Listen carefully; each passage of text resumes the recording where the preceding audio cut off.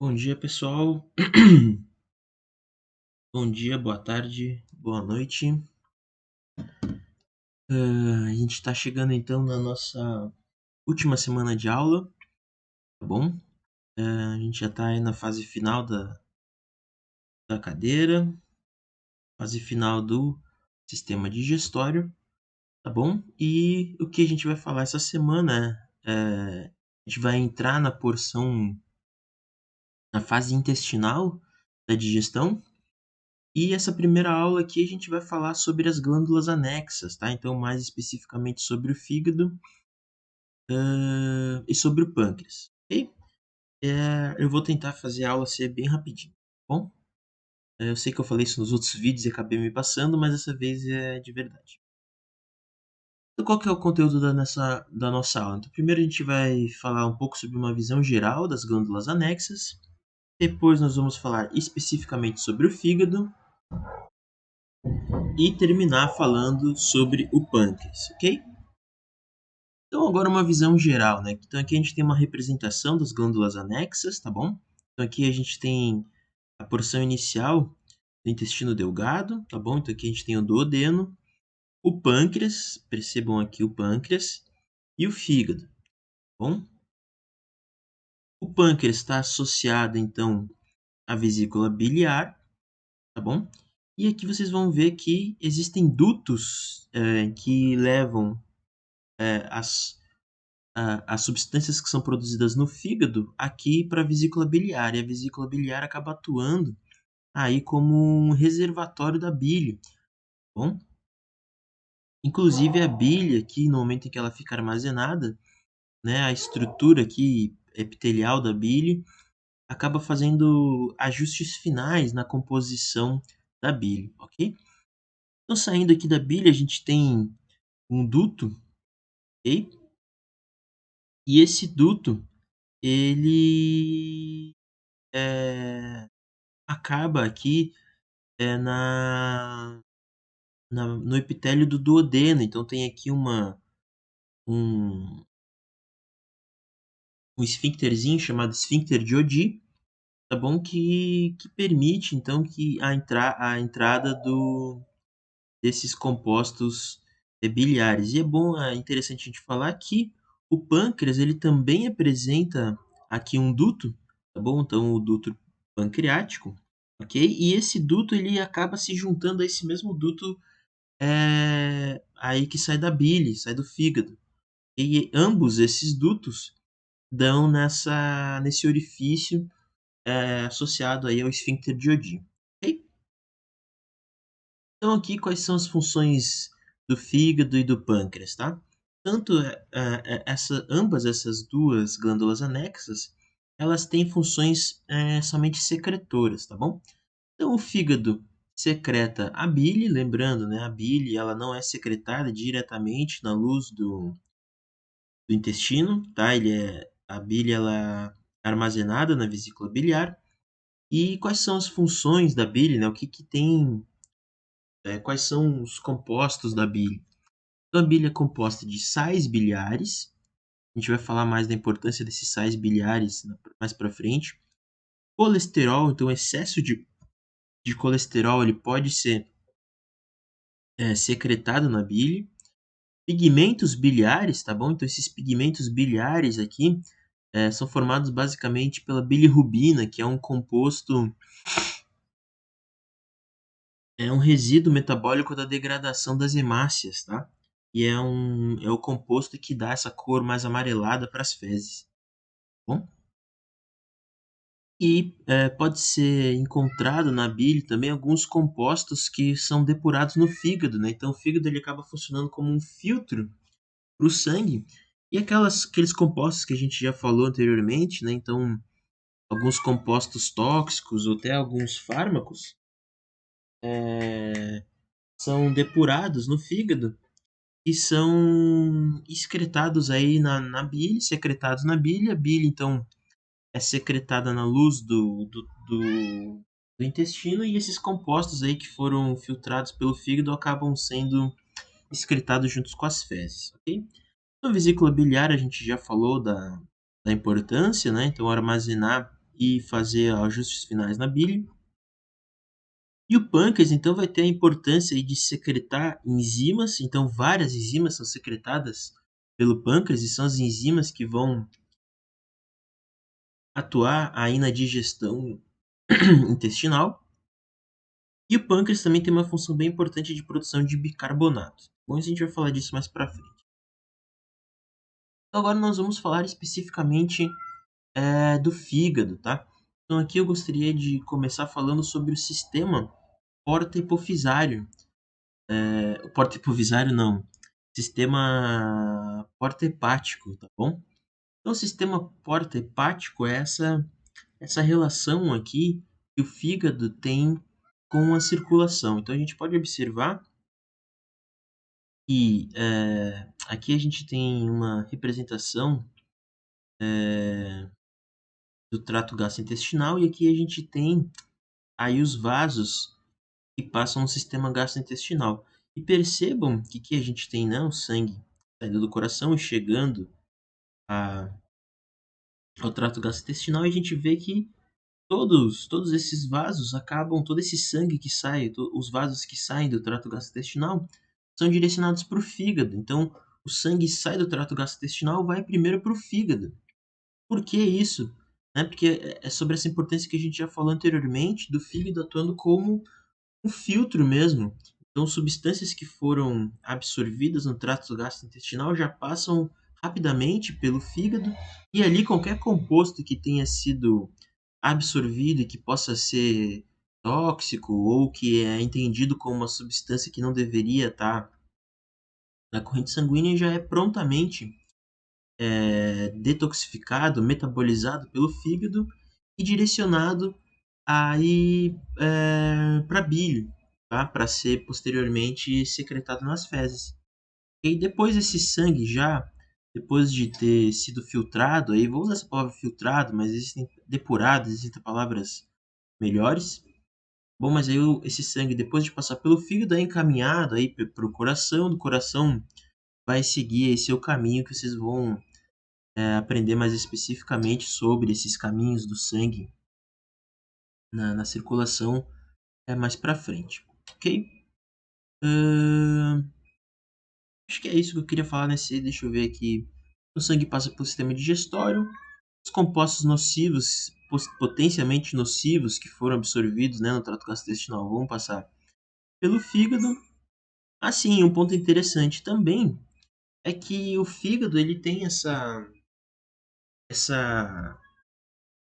essa característica aí de não se- de filtragem, tem uma importância metabólica importante também, portanto, o fígado ele é um tecido, é um órgão que tem um alto consumo energético, tá?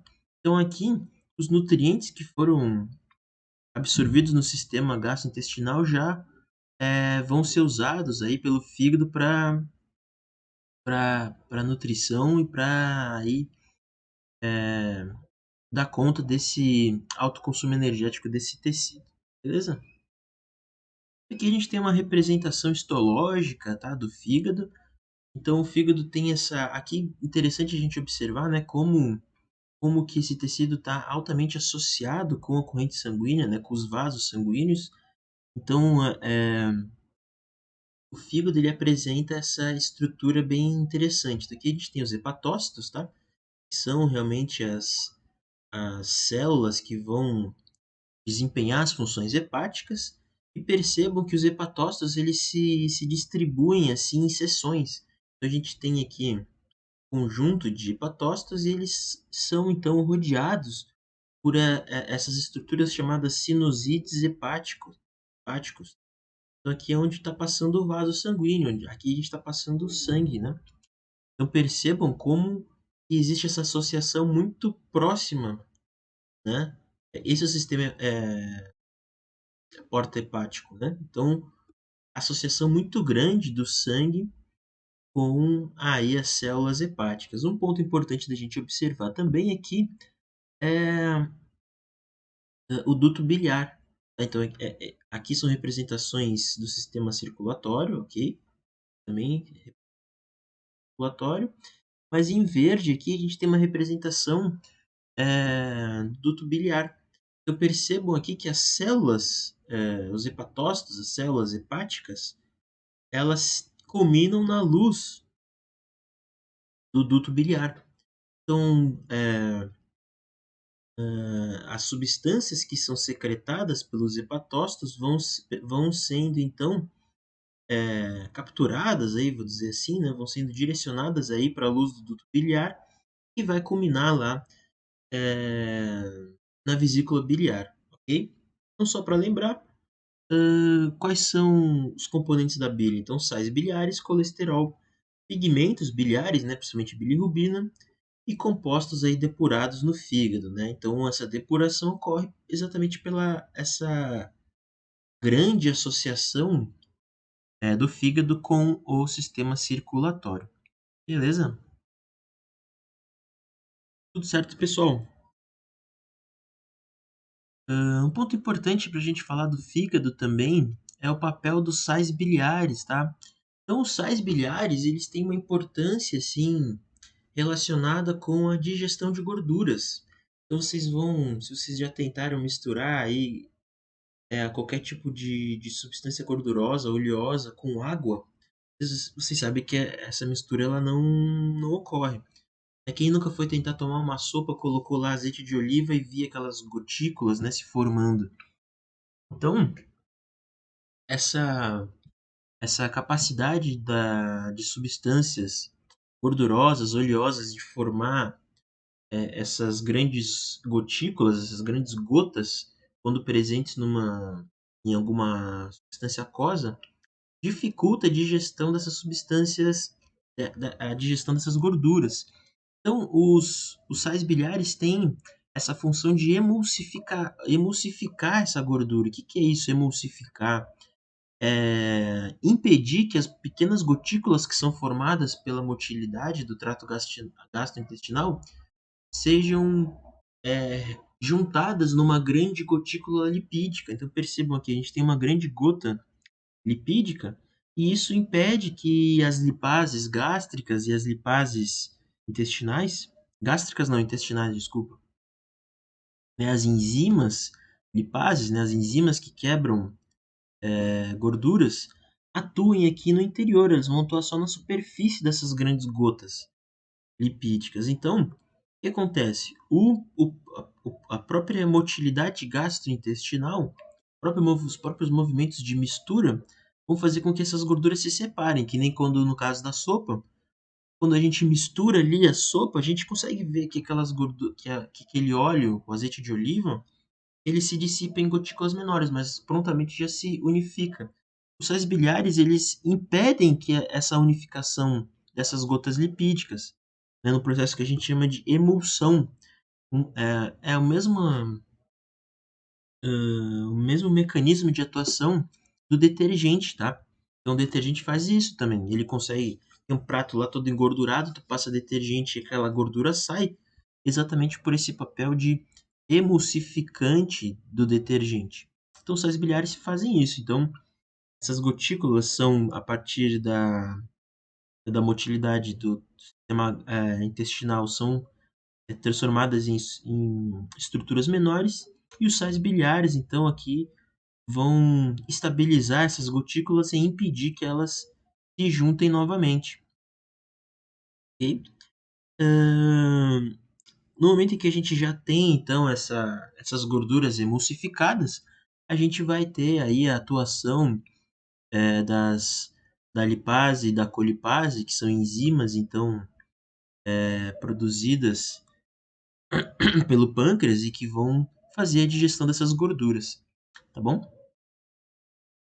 Então essas gorduras elas vão ser transformadas em monacilgliceróis, ok? E ácidos graxos, tá? E que são estruturas lipídicas mais simples. E essas substâncias lipídicas que são produtos da digestão vão então ser absorvidas pelas células do intestino delgado, ok? Por difusão, tá bom? Essas células entram por difusão, elas passam aí a membrana plasmática exatamente por essa característica lipídica, né?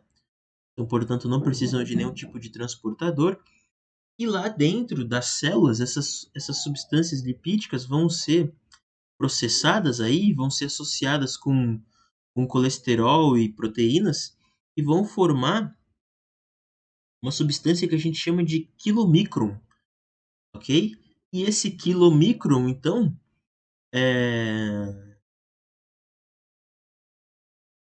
vai ser, então, é,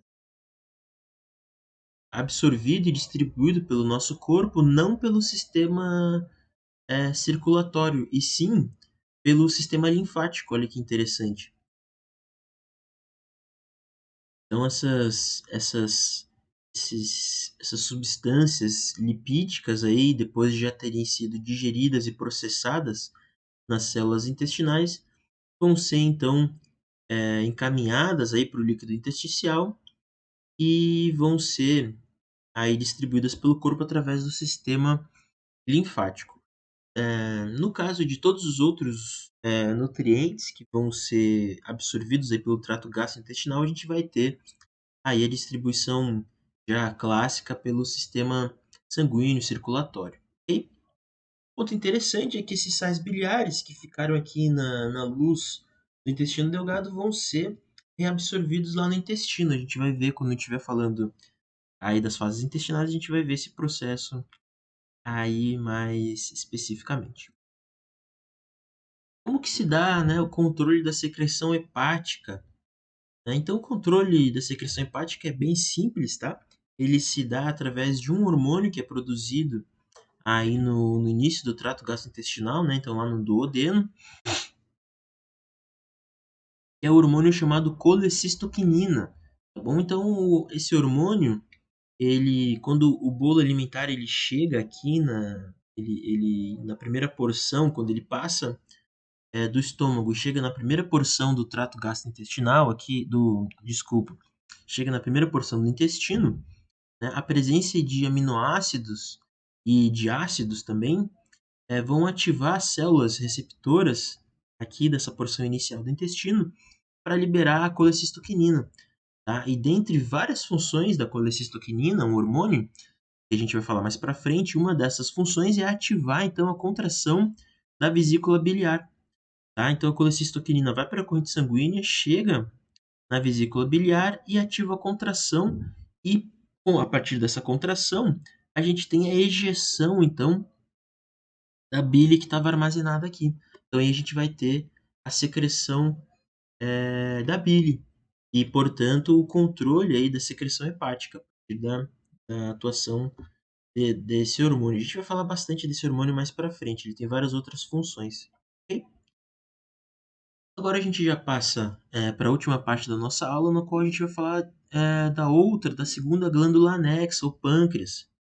Bom, então aqui a gente tem uma representação do pâncreas, mostrando aqui o duto pancreático, né, pelo interior desse tecido. Aqui a gente tem, né, aí o duto que a gente conversou, por onde, né, essas soluções, tanto hepáticas quanto pancreáticas, são liberadas aí no intestino delgado. Aqui que a gente estava falando, o esfíncter de Oddi, ok? Lembrando, então, das funções do pâncreas, então, secreção de hormônios, de enzimas e de bicarbonato, ok? Então, aqui a gente vai fazer um corte aqui de uma porção pancreática, então imagine que a gente cortou isso aqui, cortou e vai olhar assim. Então, aqui a gente tem uma representação histológica do pâncreas, tá bom? Lembrando que o pâncreas, eu acho que eu não falei isso para vocês anteriormente, mas o pâncreas ele tem uma função endócrina, tá? Então ele produz vários hormônios que são liberados na corrente sanguínea e vão ter funções diversas, e a gente vai ver isso lá na aula de endócrino. Mas o pâncreas também produz substâncias, tem uma função exócrina, substâncias exócrinas, são substâncias que vão ser secretadas para fora do corpo, nesse caso na luz do intestino. E a luz do intestino é algo exterior ao corpo. Então, as substâncias endócrinas, os hormônios endócrinos, são produzidos pelas ilhotas pancreáticas. Bom, aqui a gente tem a representação aqui das ilhotas pancreáticas associadas aos capilares.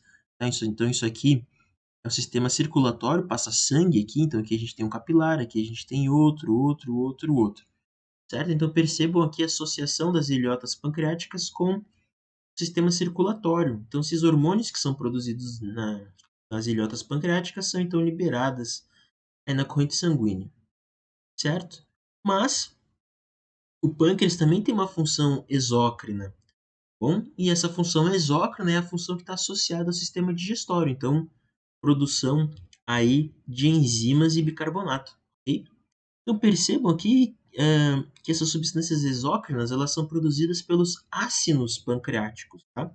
Então essas aqui são os ácidos pancreáticos, tá? Lembrem, é muito semelhante aos ácidos das glândulas salivares, ok? Então aqui a gente tem os ácidos que vão produzir aí enzimas e bicarbonato não, tá? Os ácidos vão produzir as enzimas, tá? E percebam que esses ácidos têm uma porção dessas células que está voltada aí para um duto, tá? Que é esse duto pancreático. Então esse duto pancreático aqui, ok? Aqui a gente tem a luz do duto pancreático, tá? O lúmen do duto pancreático. Então tudo que essas células produzem é liberado então na luz desse duto e vai culminar lá no esfíncter de Oddi e quando ele estiver aberto vai se dar então a secreção pancreática para intestino delgado. Beleza? Ponto importante: as enzimas pancreáticas são produzidas nos ácidos. O bicarbonato é produzido pelas células epiteliais do duto pancreático. Então, essas células aqui vão produzir carbonato, ok? Todas essas células aqui do duto pancreático produzem bicarbonato e as células acinares, tá, do ácido pancreático vão produzir as enzimas. Beleza, pessoal? Certo? Agora a gente vai falar especificamente aí das enzimas que são produzidas no pâncreas, tá? Então é o que a gente chama de zimogênios ou pré-enzimas, tá? Então a gente já falou um pouco disso no encontro síncrono, né, da importância de produção de pré-enzimas, tá? Então essas pré-enzimas são produzidas exatamente para impedir a autodigestão. Então imaginem, se as células pancreáticas produzissem a enzima ativa, ela mesmo iria digerir aí as células pancreáticas. Então, para fins de proteção, as células pancreáticas produzem pré-enzimas. Que pré-enzimas são essas? O quimiotripsinogênio, procarboxinogênio, procolipase, profosfolipase e tripsinogênio. Bom, essas são as enzimas que são produzidas aí, as pré-enzimas que são produzidas pelo pâncreas, tá bom? Então aqui a gente tem uma representação bem legalzinha, tá? Essas pré-enzimas pancreáticas são liberadas aqui no lúmen do intestino delgado, lá pelo duto pancreático, ok? Aqui a gente tem os imogênios ou as pré-enzimas, ok? Tá, professor, mas como que essas pré-enzimas vão chegar na sua forma ativa? Isso é bem interessante.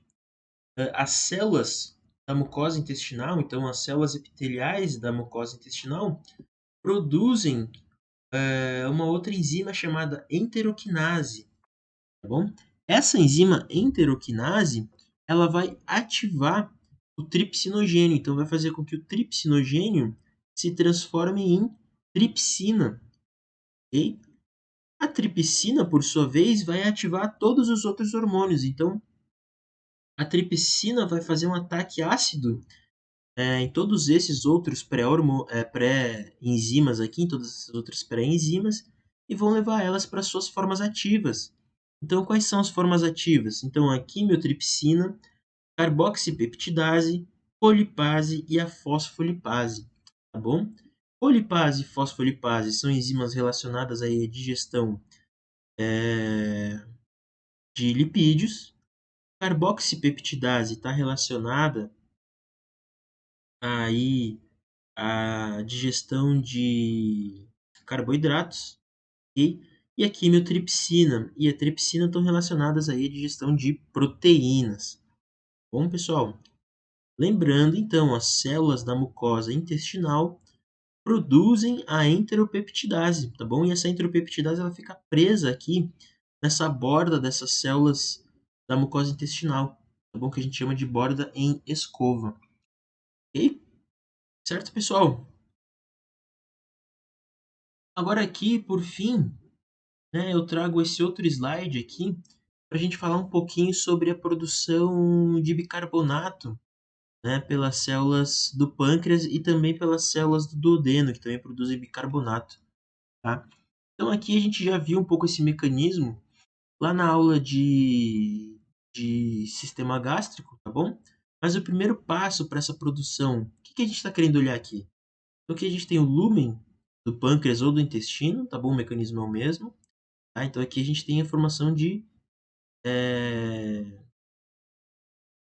bicarbonato, tá? Bicarbonato de sódio, porque a gente tem aqui esse sódio que vai passar para cá. Então, bicarbonato de sódio, aqui a gente vai ter a produção de bicarbonato de sódio. Isso que a gente está querendo ver o mecanismo de produção aqui desse bicarbonato, ok? Na luz do pâncreas, do tubo do duto pancreático, ou na luz das células intestinais, ok? Aqui a gente tem o líquido intersticial e o capilar. Bom, e aqui a gente tem a célula epitelial, ou do duto pancreático, ou lá de uma célula do duodeno. Então, o primeiro passo é aqui essa reação química que se encontra em equilíbrio químico, que a gente já conversou bastante, que é essa produção de bicarbonato e próton e ácido, né, próton e hidrogênio, a partir da reação da água com o dióxido de carbono. Tá bom? A gente tem aqui a anidrase carbônica acelerando essa reação. Tá? E ela pode ocorrer para ambos os lados, é um equilíbrio químico. Tá bom? Nesse caso aqui, essa reação vai ocorrer no sentido de transformação de água e dióxido de carbono em bicarbonato e próton e hidrogênio. Ok? Por que a reação ocorre desse lado? Porque a gente tem aqui um trocador que está a todo instante mandando esse bicarbonato para a luz do pâncreas, para a luz do duto pancreático ou para a luz do duodeno, né? A partir da troca, né, desse bicarbonato pelo cloreto, tá bom? Então a gente tem aí o cloreto no lume do pâncreas, ok? Aqui no lume do tecido que a gente estiver falando, e esse cloreto é trocado pelo bicarbonato. Então a gente já vai ter aqui a secreção de bicarbonato, ok? Por outro lado, esse próton hidrogênio aqui, ele é trocado pelo sódio, tá bom? Então o sódio vai entrar na célula. O que acontece? O bicarbonato está sempre saindo da célula e o próton está sempre saindo da célula também. Então, essa reação é deslocada nesse sentido aqui, da formação desses compostos, porque a concentração deles é menor.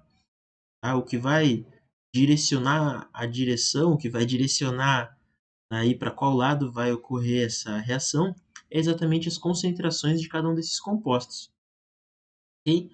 Então, considerando essa secreção desses compostos, né, bicarbonato para a luz do tecido e o próton para o líquido intersticial, a gente vai ter, então, a reação sendo deslocada nesse sentido aqui. Ok? Ah, professor, mas aí, tá, o bicarbonato está sendo trocado pelo cloreto e o próton hidrogênio está sendo trocado pelo sódio. Então, o sódio vai acumular na célula e o cloreto vai acumular na célula também. Sim, por um pequeno segundo. Por quê? Por que isso, professor?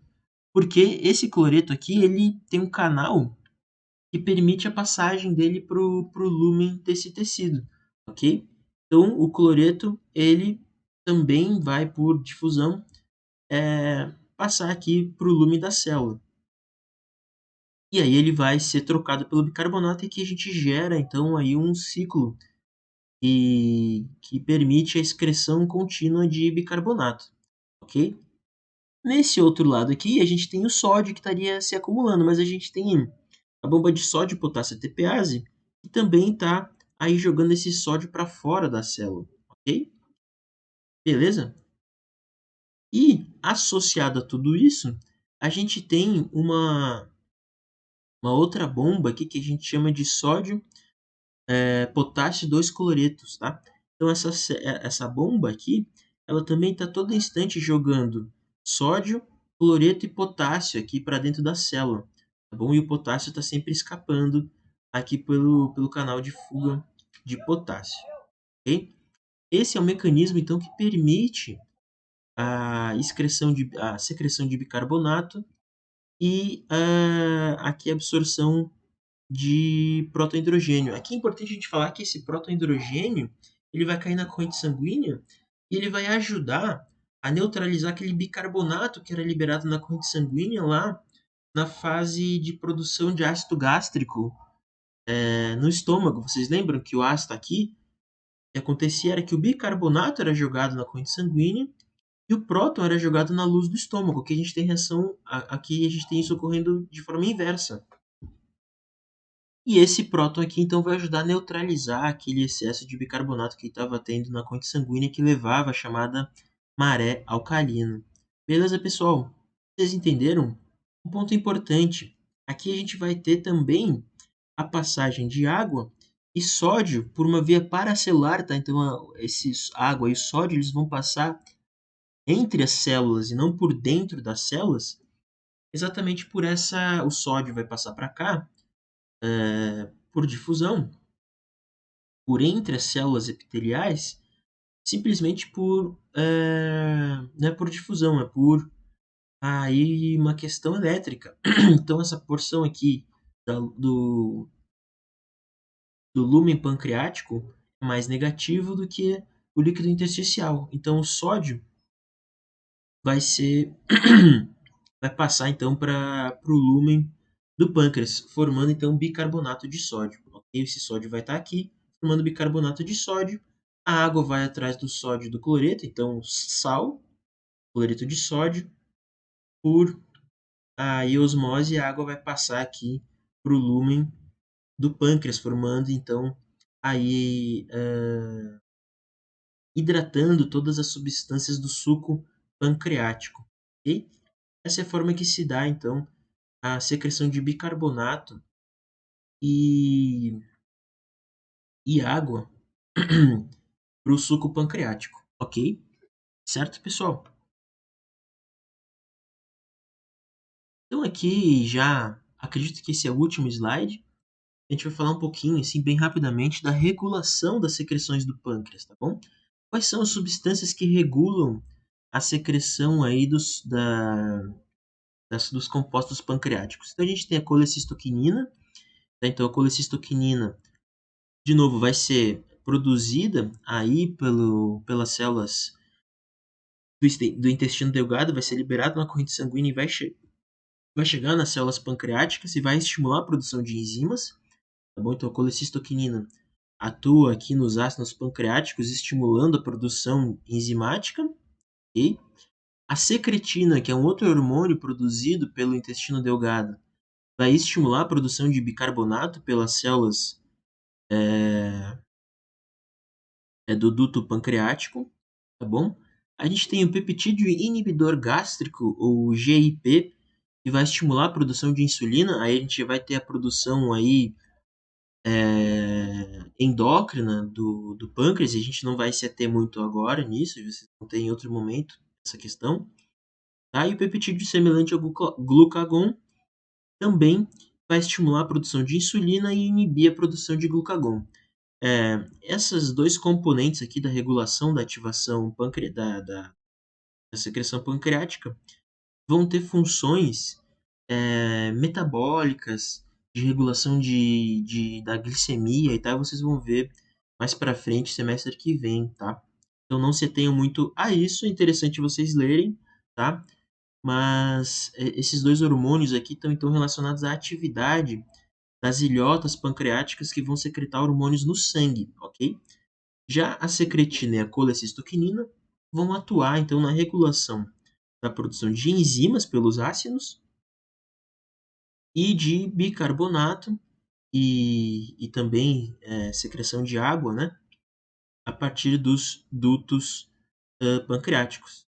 Beleza, pessoal? Então a associação dessa produção de bicarbonato e dessa secreção, né, de bicarbonato e água associada então com as enzimas, isso é o que nos dá o suco gástrico, tá bom? Desculpa, pessoal, isso é o que nos dá o suco pancreático, e que vai ser então liberado aí pelo duto pancreático na luz do intestino, tá? Então são os sucos digestórios de origem pancreática, os sucos pancreáticos, tá? É essa associação do bicarbonato com a água produzidos pelo duto pancreático com as enzimas digestivas ou as pré-enzimas que são produzidas aí pelos ácidos. Lembrando, as enzimas são estimuladas, a produção das enzimas é estimulada pela colecistoquinina e a secreção de água bicarbonato pela secretina. Ambos hormônios produzidos aí pela parede do intestino delgado, ok? Certo, pessoal? Então, espero que eu não tenha me alongado demais. Era isso que eu tinha para trazer para vocês sobre as glândulas anexas. Muito obrigado. Deixem um like aí no vídeo do YouTube se vocês gostaram. Se não gostaram, deixem o dislike para eu saber se vocês como é que estão as aulas. E qualquer dúvida podem deixar aí nos comentários ou na nossa próxima aula síncrona, beleza? Até mais, pessoal. Bons estudos. Espero que tenham gostado. Até mais.